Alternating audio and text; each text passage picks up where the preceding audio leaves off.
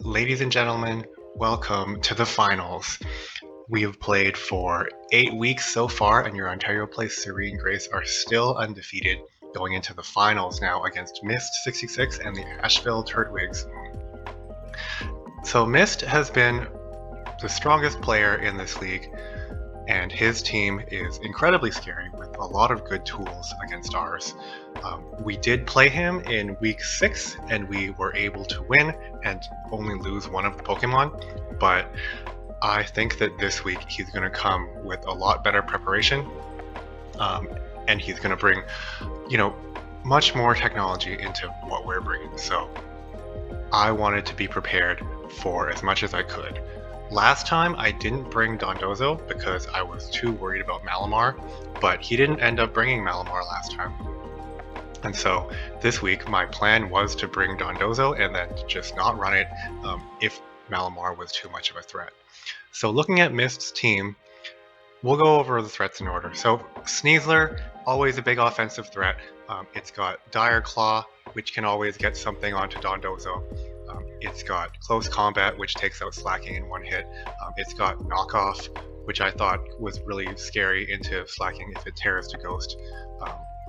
He's got Rillaboom, which does really good damage into Dondozo if he doesn't Terra into a resistance. And then he has High Horsepower too, which is really good into Gholdengo. And if I have anything that Terras to Fire, then Rillaboom is also really good into it with High Horsepower. Grimmsnarl was a big threat because Grimmsnarl has Prankster, and if it has Ability Shield, then it can do a Prankster trick with Ability Shield into Slaking to give it Truant back. So that was the biggest problem with Grimmsnarl. And then the other biggest problem with Grimmsnarl is that it can set up screens, which mess up all of my calculations. So I needed to bring Brick Breaks into that to make sure that couldn't happen. Corviknight, always annoying, always just very bulky. It had Iron Head that can do good damage into Weezing. It can set up Tailwind for the other team. I didn't really see Corviknight being that big of a threat in my preparation, but I needed to bring things that could do good damage into it because it's just got such good resistances.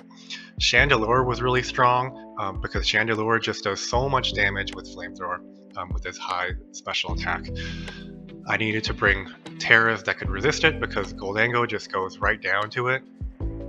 And then I needed to run special defense on all of my guys just because of Chandelure. Also keep in mind that Chandelure was the only one that has Haze and Clear Smog. So if Chandelure is left alive, then it can go into Dondozo and haze away all the boosts. Mimikyu is really annoying as a Trick Room setter. So with Mimikyu's Disguise, it can almost guarantee Trick Room going up, and then Mimikyu would also have really strong attacks with its high attack. Mimikyu last time brought Will-O-Wisp, which was really annoying into Slaking, and so it could burn my Dondozo or my Slaking, which I always needed to keep in mind. Malamar was a big threat because if Malamar can stay in and get off Topsy-Turvy against Dondozo, it just turns the whole guy off, and then I have to just leave it there until it dies, and he can just freely set up, or he can kill it whenever he wants. So Malamar, if it survives, can hard counter Dondozo, and I really didn't want to have that happen. I didn't want to even bring Dondozo if I saw that Malamar could be coming out. Dudunsparce was doing a lot of work in his other games, so Dudunsparce has Hyper Drill, which means that I can't just safely protect in front of it. It's still going to do a lot of damage into me.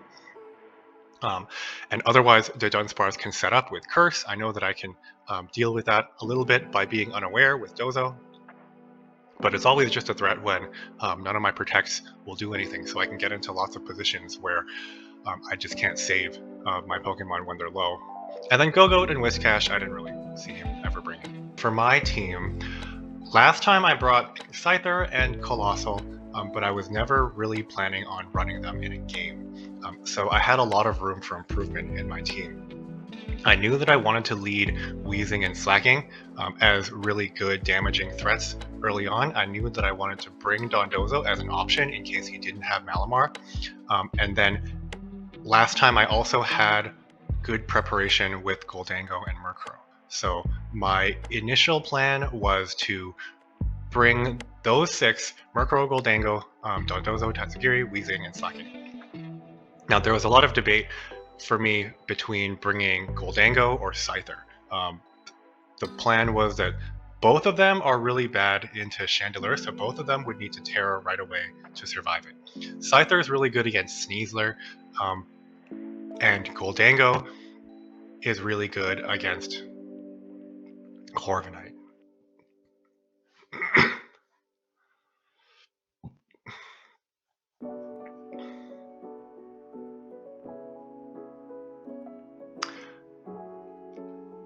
So yeah, Scyther was really good into Sneasler and Rillaboom because it can take it out right away with dual Wing Beat, and I don't have to even worry about Focus Sashes.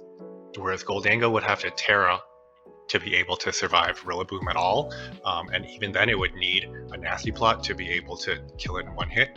And then Gholdengo versus Sneasler is just really concerning because Gholdengo can't always guarantee the one-hit kill on it, and then it can go down potentially to a knockoff. However, Gholdengo is a lot better into Corviknight, and Gholdengo is also a lot better into Malamar if he brings it.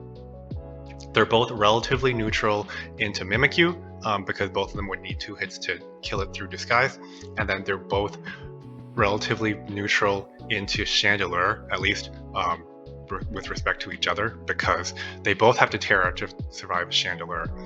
They're both also about the same into Grimmsnarl because Gholdengo is still at risk of getting killed in one hit with a knockoff, and Scyther would still need probably 2 hits to kill it, or a Swords Dance to kill it.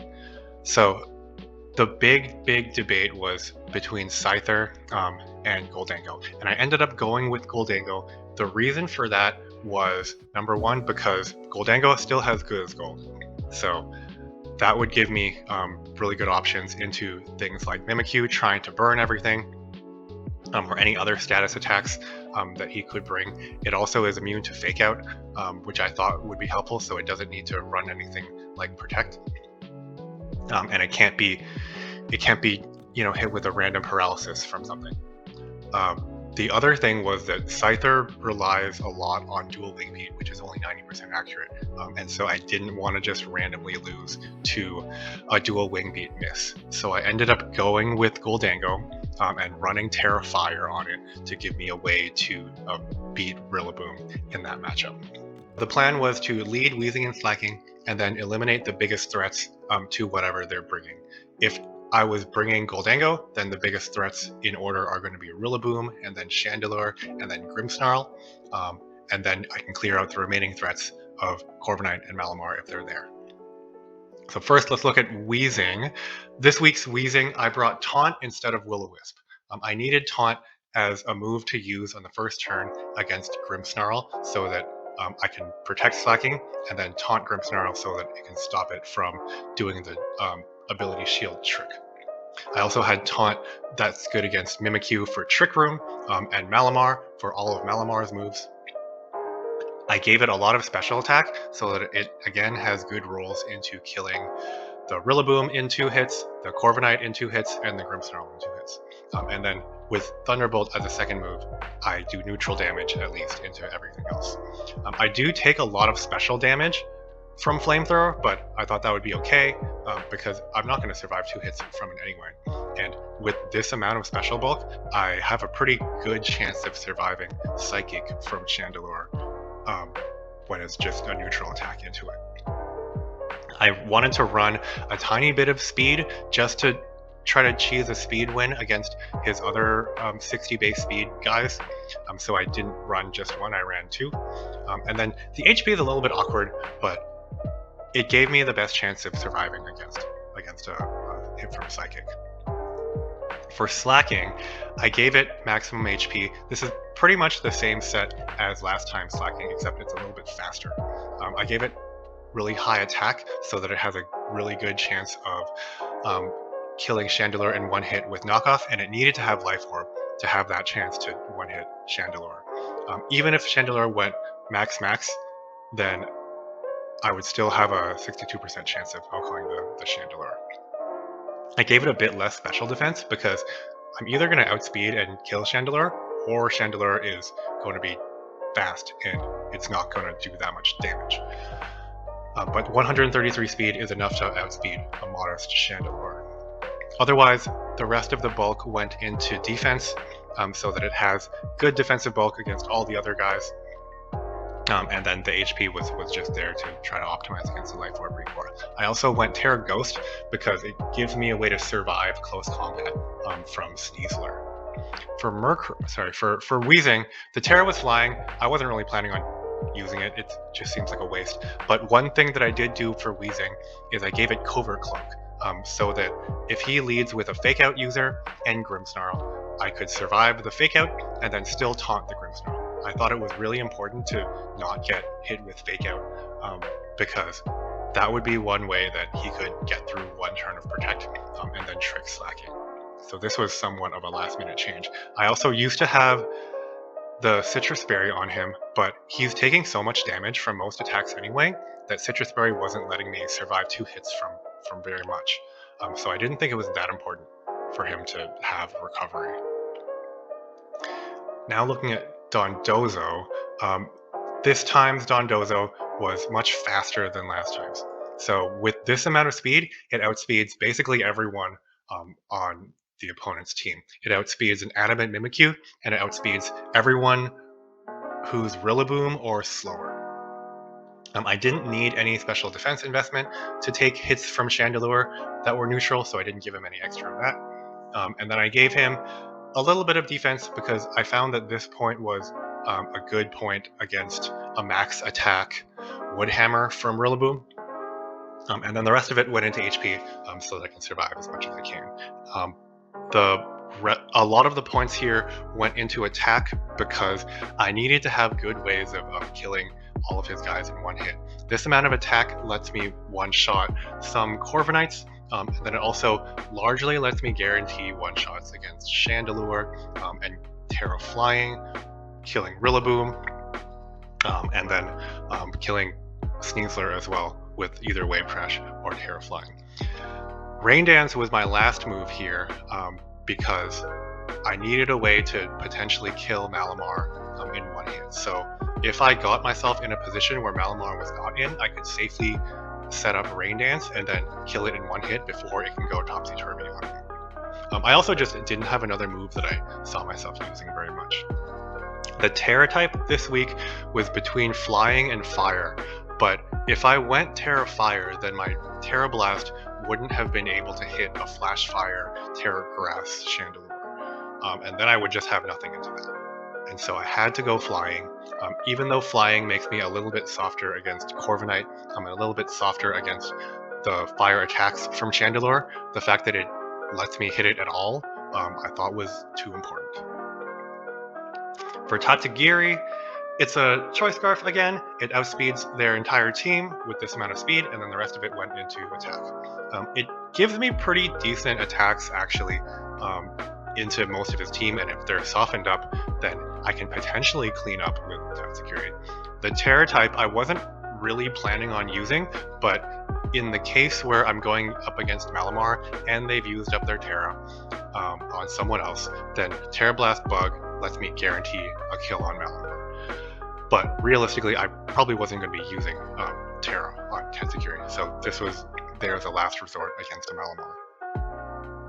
Murkrow and Gholdengo this week, I put a bit of time into. So for Murkrow, again I went with Eviolite. Again I went with mostly defensive bulk because most of their team is physical attackers. And then I gave it a little bit of special bulk so that it can take relatively neutral hits against Chandelure, and that was the only threat that Chandelure, the only special threat that they had was Chandelure. Murkrow's main job here is to set up Tailwind, and then I have Quash in case of Trick Room, and then I also have Foul Play and Nightshade as defense or as damaging moves. The consideration was whether I wanted another support move over Nightshade.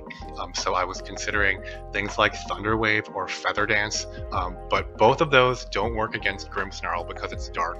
It doesn't work against Malamar at all because it's dark. It doesn't work against random substitutes. And Foul Play as well doesn't do any damage to Grimmsnarl. So I wanted to bring Nightshade as a secondary move so that I'm not just completely dead against the Grimmsnarl. Otherwise, Foul Play does the most damage into most of his team. And then finally for Gholdengo, Gholdengo was max special attack because it was my only way of practically guaranteeing the one-shots against Chandelure and Corviknight. And then I gave it Spell Tag because it needs to have Spell Tag for +2 Shadow Ball to be able to one-shot Corviknight from neutral damage. I couldn't justify giving it Thunderbolt because Corviknight can just Terra out of it, and then I just kind of have nothing. I gave it Terra Fire instead of Terra Flying because this lets me survive more against the Chandelure. And I didn't want Chandelure to just have a safe move to use against it. I wanted to have something that can resist it because that's kind of the worst matchup. I know that it makes me weak against against Rillaboom, but that was kind of the risk that I had to take. Gholdengo was always going to be really bad against Rillaboom because it has high horsepower, and so high horsepower in this case, when I'm Terra Fire, is always going to do really good damage into me. But the hope was that I could Terra Fire and then I could do really good damage into Rillaboom. Terra Fire also gives me a somewhat reliable way of killing Corviknight if it Terras into something that isn't neutral into the Shadow Ball. I'm never living a Fire hit or a Shadow Ball anyway from Chandelure, so my plan was to just always Terra right away. I gave it 117 speed because it's not like my bulk was going to let me survive against things I was going to die to anyway. And so I wanted a little bit of speed so that I could outspeed a no investment Mimikyu. And then the rest of the physical bulk was kind of arbitrary because I'm not really trying to survive anything, so I just gave it 121 as a pretty decent point. Getting into the games, right away I looked at his Terra types. So he brought the Terra Grass Chandelure just like I thought he was.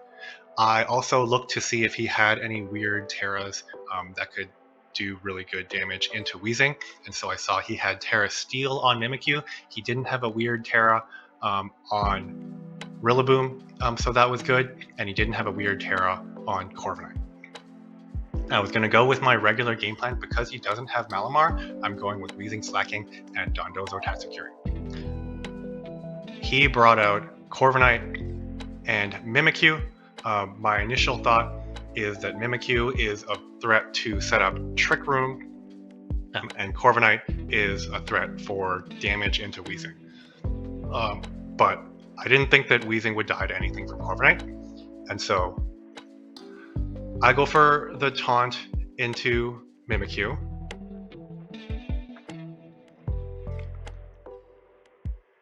And he goes for Tailwind, and I've also gone for knockoff into Mimikyu. So his Mimikyu actually goes for Baby Doll Eyes into Slaking, which I don't expect, and it's really good into Slaking because now I no longer can one-shot most of his team.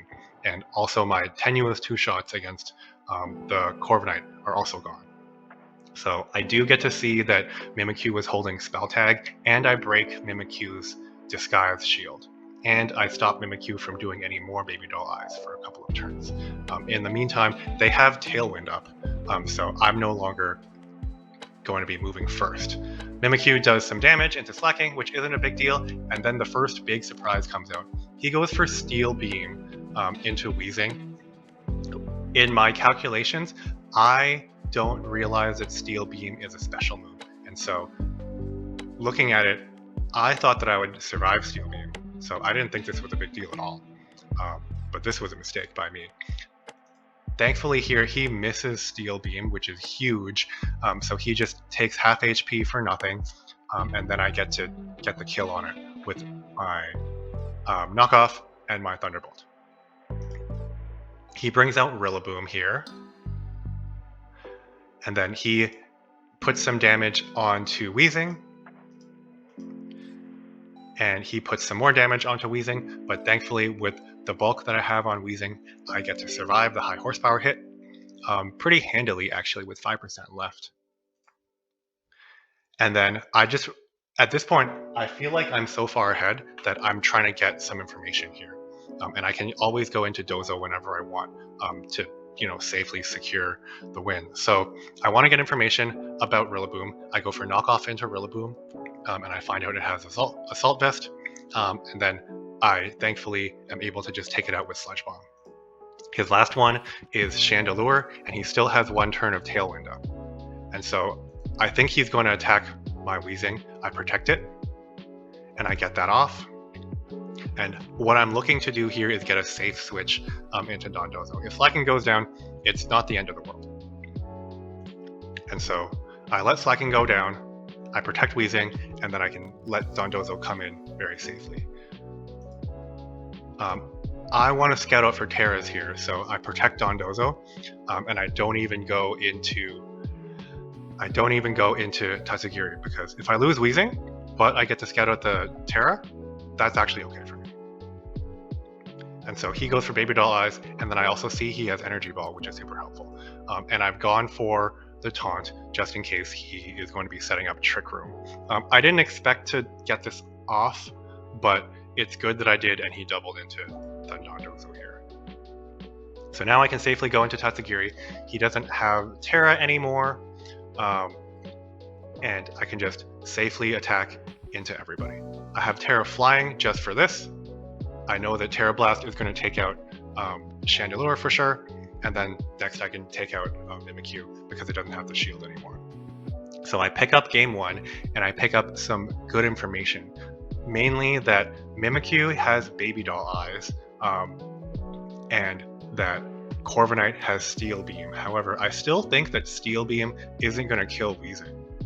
And so I'm playing game 2 under the assumption that Steel Beam isn't going to kill Weezing, and so I don't change my game plan. I still go with Weezing and Slaking, and he sends out Corviknight and Sneasler this time. I think that there's a good chance that Sneasler is going to try to fake out the Slaking, or maybe that Sneasler is going to try to close combat the Slaking, and it has Focus Sash, and so I protect Slaking on the first turn, and then I want to put half damage onto Corviknight, but Corviknight actually has more special bulk than I'm expecting, and so I don't even put 50% damage onto it. I only put 40, which is really bad for me. That really messes up my plans. My plan was hopefully to be able to just take out Corviknight with 2 shots from Weezing. And so he is just scouting here with Sneasler, I guess, and then he goes into Mimikyu. I also think that Weezing here is going to survive Steel Beam, so I'm just not that concerned. And so I tear to Ghost, thinking he's going to close combat into Slaking, because now he outspeeds for sure with Tailwind. But he goes for Steel Beam, and he gets it. And this is totally not expected. I've also gone for Double Edge here into Mimikyu. And so I don't expect to switch at all. I miss my last turn of damage that I'm going to get to do with Slaking. And if I had gone for an attack into Corviknight, I would have been in a better position, but now I'm in a horrible spot. I've lost my Weezing. I didn't expect any of this at all, and I've used up my Terra on Slaking. So I go into Dondozo, which is all that I have left to do. They still have Tailwind up. If I had gone into Tatsugiri, I probably could have got decent damage into Tatsugiri, but then I'm not sure how that would have gone out. But in this case, I'm just very flustered because I didn't expect Weezing to die at all. My hope right now is that they're going to double into Dondozo, thinking that I'm going to go into Tatsugiri, and so I protect Dondozo and just leave Slaking in to try to get another move out.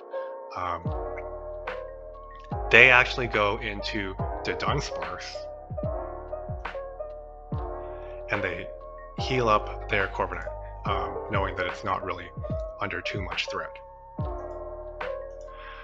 Then the next big surprise comes out. So Dudunsparce goes Terra Normal, and then he goes Fake Tears with Corviknight, and Dudunsparce goes Boom Burst. Looking at this, if I had gone into Tatsugiri, I would have survived this Boom Burst, but then I still would have been in a bad position because yeah, I mean, I go down here, but Slaking somehow stays alive with Ghost, and I could have survived the Boom Burst, but this was just a good play. He knew that I was probably not going to go into Tatsugiri because I had invested so much into trying to keep Slaking alive, and so he takes out Dondozo here. I get to take out Dudunsparce in return, but now I'm left with Slaking that can't do anything, and I have Tatsugiri. And so now he just has a fast Sneasler against my Tatsugiri and Slaking, and there's not a lot that I can do. I do miss on Corviknight here, which is unfortunate. I get the Act Drop on Sneasler,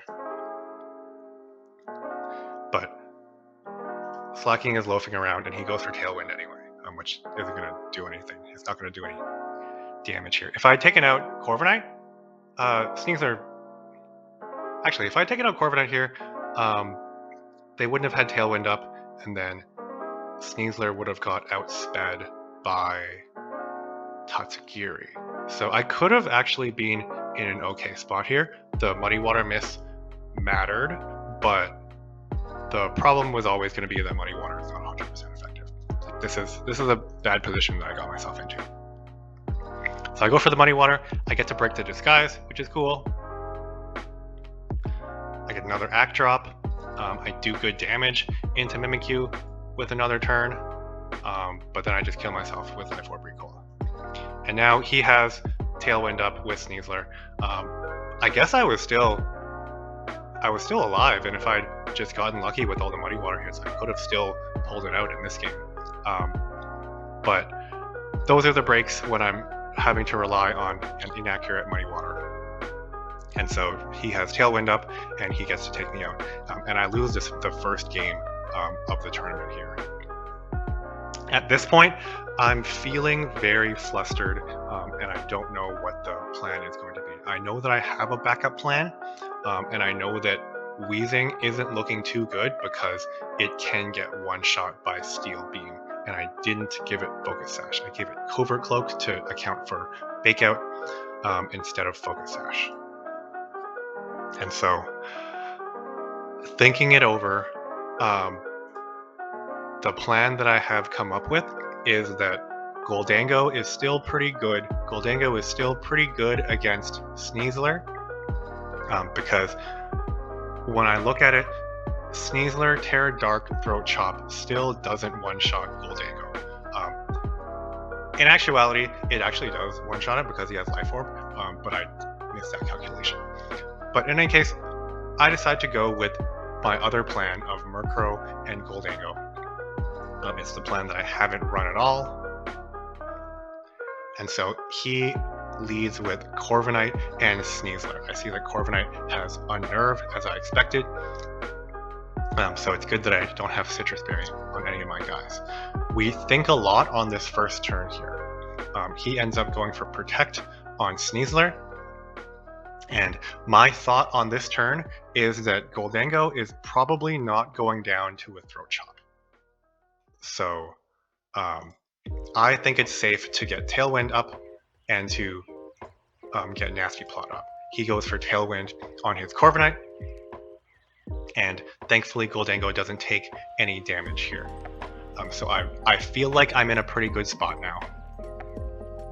He switches out to Rillaboom. And I know that I still think that I'm not going to survive. Sorry, I still think that I am going to survive a Throat Chop here. If I'd realized that his Sneasler had Life Orb and was able to kill Gholdengo in one hit, what I should have gone for here was Quash into Sneasler, and then make it rain. because I would have got a free kill on Sneasler, and then I would have got good damage into the rest of their team. I actually might have been able to kill the Rillaboom. Probably not, but it would have done really good damage. But instead of that, I go for Shadow Ball because I know Shadow Ball is good enough to kill Corviknight in one hit, and I do good damage into Rillaboom. For my next move, I go for Foul Play into Sneasler because I still think that it could be Sash, even though from the game before, it was Life Orb, so that was a mistake.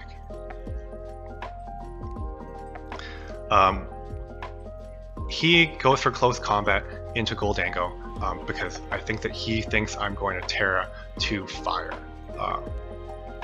It's very dangerous for me to be in here because I should know that Terra Dark Throat Chop would kill me. So at this point is when he goes for the Terra Dark Throat Chop, and it kills Gholdengo, and I'm totally surprised because I missed that he had Life Orb. And then he actually doubled into Gholdengo, so I don't take any damage on Murkrow, which is pretty good. And then I lose Gholdengo, and I bring out Dondozo. We're still in a relatively neutral position here because I have good damage on both of his guys, and I know that I can take out Rillaboom in one hit with Foul Play, so I'm still in an okay position here. We spend a lot of time on this turn as well. I think that because Foul Play is going to take out Rillaboom, I go for Foul Play on Rillaboom, and I keep Dondozo in. And I Terra Dondozo because I want to be able to survive a close combat hit in case he goes for that. He goes for the neutral Throat Chop instead, which is the right move for him. And then the Foul Play does minimal damage here into Corviknight. And I've gone for Wave Crash into Sneasler because I don't think that Terra Flying is going to get the kill on it. So I take some recoil damage, but it's worth it to take out the Sneasler. Unfortunately, I'm not getting Grassy Terrain recovery because I'm flying. I don't account for that at all, though. This is also a tough position because I think about it for a while, thinking whether the Chandelure is going to Terra. Eventually, I realized that Chandelure doesn't even have access to Terra because he's used it on Sneasler. And so we both protect here.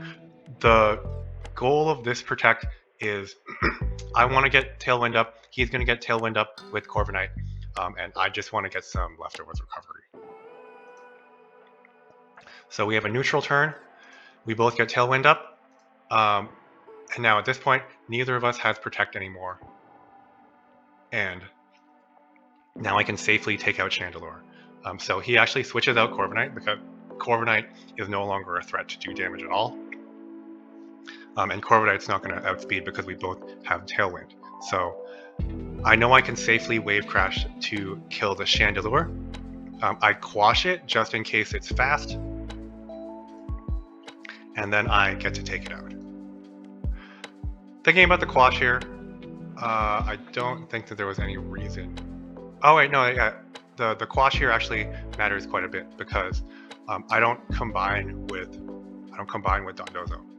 I just leave it as a single Dondozo because I want to have the option of doing another attack with Murkrow, and I know that regular Wave Crash is going to kill Chandelure. So I quash the Chandelure because it's going to outspeed my Dondozo, and I take out the Chandelure.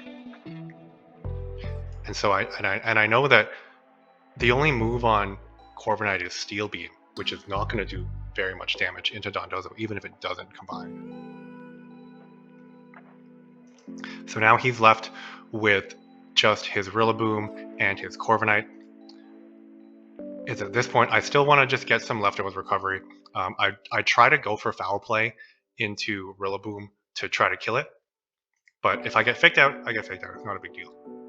He goes for Steel Beam as the only damaging move. He doesn't really have very much left at this point. And now is when I can safely combine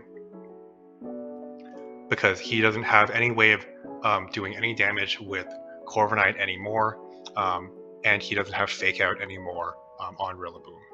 I go for Terra Blast, I take it out.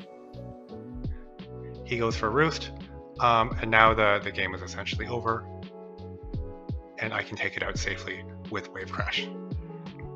And now presenting your Tachyon Draft League champions, the Ontario Place Serene Grace, with an overall record in the regular season of 7-0, with 14 game wins and 0 game losses, winning the semifinals 2-0, and winning the finals 2-1. This team is one that I'm really proud of. I was able to bring all of the Pokemon to at least one of the games. They were all able to do a role. Colossal played a role in one of the games. Duosion was available and able to be a Trick Room guy. Toedscruel did a really good job in the 1 week that I brought it, and it was able to just be a threat in the team builder for all of the weeks. Scyther won the award for the best budget Pokemon because it was really helpful in some of the weeks when I had it. Dondozo was always a big threat and always just a big closer for my team, and Slaking as an offensive threat gave me really good chances to one-shot and kill a lot of threats. Slaking has the power of a Mega Pokemon, but it is a regular Pokemon, and all it needs is support from a Weezing to be able to do that job. I'm going to be making another recap video to talk about overall my thoughts of this league and my thoughts of this team and all of the matchups. But for now, we are the champions of the Tachyon Draft League. Thanks, everyone.